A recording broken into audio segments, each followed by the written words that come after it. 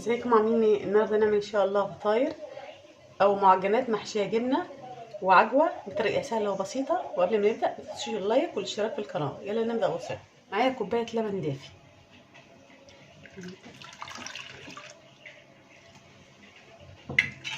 احط عليهم معلقتين سكر،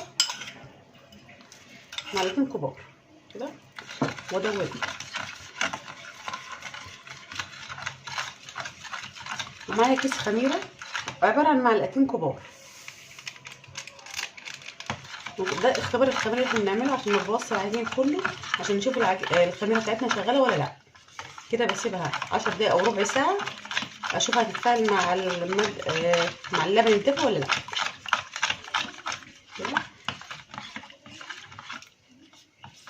واغطي عليه واسيبها كده. بنرجع بعد ما نشوف الخميره بتاعتنا متفاعله ولا لا. كده الخميره اتاكدت ان هي شغاله كويس. انا هجيب معاه كده كيلو دقيق، هحط عليه رشه ملح بسيطه كده، حوالي ربع معلقه صغننه. باقي السكر دولت معلقتين كبار،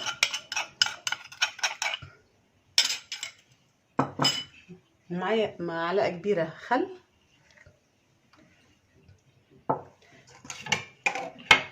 ونص كوبايه زبادي كلها بالميه بتاعتها بكلها. عندك لبن اعجني بلبن، ما عندكيش لبن اعجني بميه دافيه.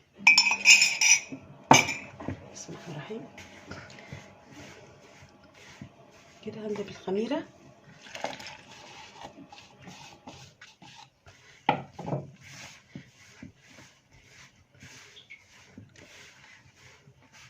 كده. انا عندي نص كوبايه لبن، دي كانت فاضله عندي. لو ما عندكيش عادي عجيني بميه دافيه. انا كده هكمل برضو بميه دافيه.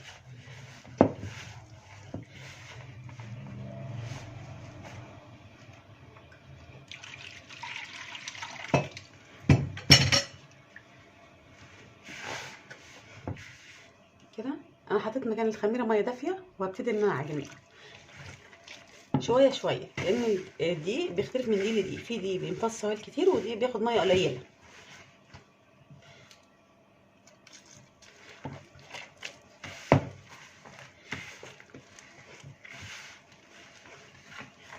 كل ما تلاقيها محتاجه حط حبه ميه بحبه حبه بحبه، ما تكترش الميه اللي بتعجن.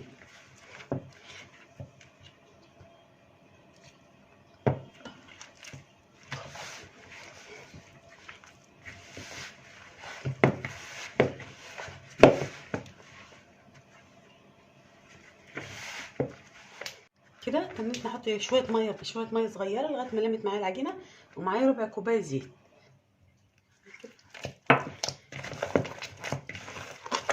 بقى العجينه كده. نقلبها على الرخامه عشان العجينه براحتي.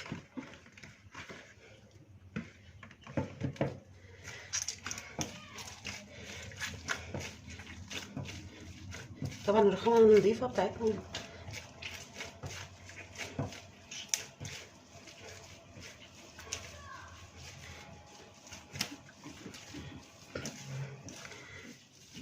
هعجن فيها كده لغايه ما العجينه ما تبقاش مقطعه كده معايا.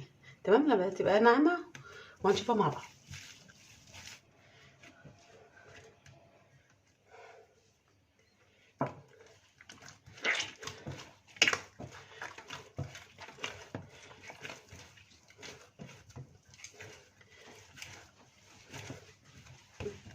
كده بحط كميه الزيت حطيتها كلها، اتبقى دلوقتي هحطهم في الطبق في الاخر. تمام.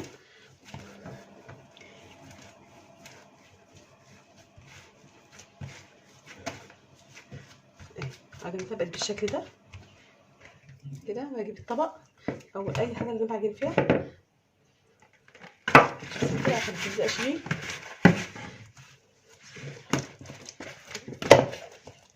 كده وكيس، اي كيس ثلاجه عندك نغطيها. اهم حاجه اغطيها كويس.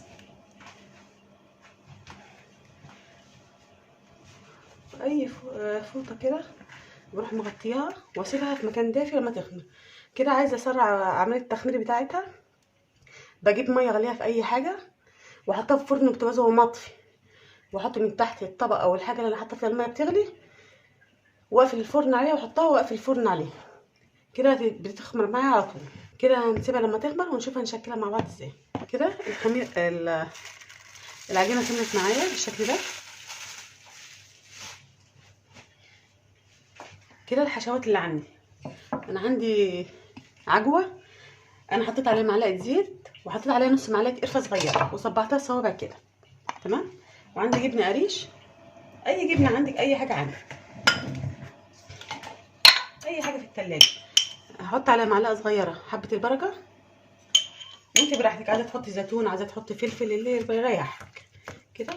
ودي الحشوات بتاعتي، عايزه تحشي حلاوه اي حاجه الموجوده عندك كده بالشكل ده، تمام. بس كده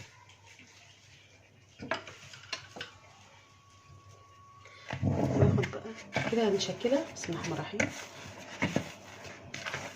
الحجم انت عايزه تقطعي بقى ايه المعجنات بتاعتك كده، نفردها بالشكل ده.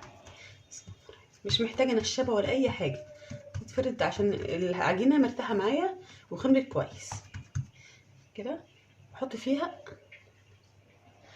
العجوه والفها،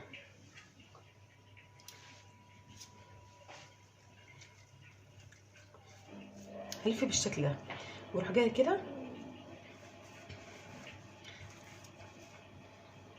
واروح لفها كده تبقى معايا بالشكل ده، تمام. اهم حاجه التكه كده عشان ما تيجي تخمر معايا ما تفكش. الصاج ده هنا زيت، مسحه زيت كده وارص فيه. خدت حته عجينه برضو وبايديا بفردها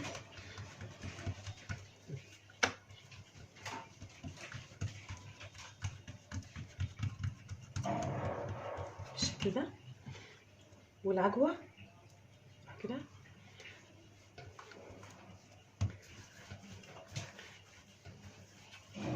معايا برضو بالشكل ده كده، واروح متكيه منها كده، تمام كده. وفي الصاج او الصينيه بتاعتي دهنها زيت وارص، تمام. انا هكمل باقي الشكل ده ونشوف هنحشي الحشوه التانية ايه. كده هنحشي الجبنه اللي هي حطينا عليها حبه البركه. بسم الله الرحمن الرحيم. نقفل كده،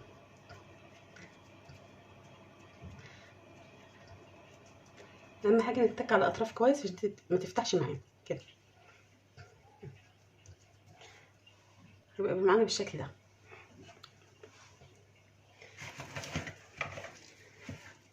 كده برضه نعمل واحده تاني كده.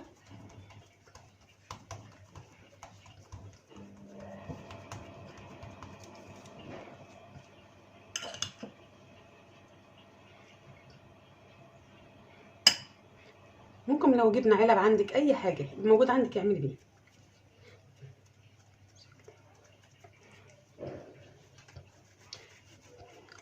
سهله ما فيهاش اي حاجه.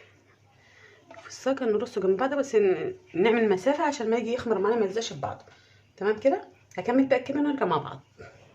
كده انا فردت برده قطعه، احط فيها العجوه والفها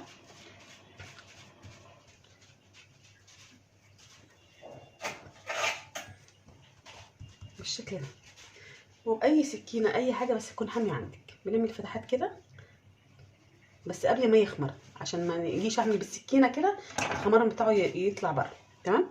اهو بالشكل ده. عايزه اسيبها ساده زي كده براحتك اللي يريح، تمام. نشكل بقى ونرجع مع بعض. كده بعد ما خلصت الكميه كلها بتاعتي هسيبها ترتاح وتخمر، وبعد كده هنشوف هندهن الوش بتاعها ونشوفها مع بعض. معايا بيضه، احط عليها رشه فانيليا عشان ريحه الزفاره، واربها كويس وادهن الوش بتاعها. لو انت عندك لبن ماشي حطي لبن. كده بعد ما ربيت البيضه وحطيت عليها حبه شويه فانيليا، تمام. هدهن الوش. عندك لبن حط على البيضه لو عايزه بالشكل ده. والفرن مشغله على درجه حراره 200 من قبلها عشان يسخن معايا، عشان المعجنات تتحط على درجه حراره عاليه. كده بعد ما دهنا الوش بالبيض معايا سمسم. كده هرش على اللي فيها العجوه السمسم واللي فيها الجبنه حبه البركه، تمام كده. والمعجنات برضو بتتحط على درجة حرارة عالية عشان ما تهبطش الخمر بتاعها ما يهبطش معاكي. حبة البركة عليها الجبنة، وانت براحتك، عايزة تخليها كلها سمسم براحتك طبعا، عايزة تخلي نص كيلو نص كيلو براحتك. كده هدخلها الفرن ونشوفها لما تخرج هنعمل فيها ايه. كده بعد ما خلصنا المعجنات بتاعتنا، اهم حاجه تدخلي المعجنات على درجه حراره اعلى درجه في الفرن، واول ما تطلع ببخاخه رشتين ميه وتغطيها 5 دقايق كده، وبعد كده تطلعيها من الصاج او الصينيه بتاعتك. كده ادي المعجنات المحشيه عجوه معانا اصلا. نقطع واحده مع بعض بالجبنه، والف هنا وشفا.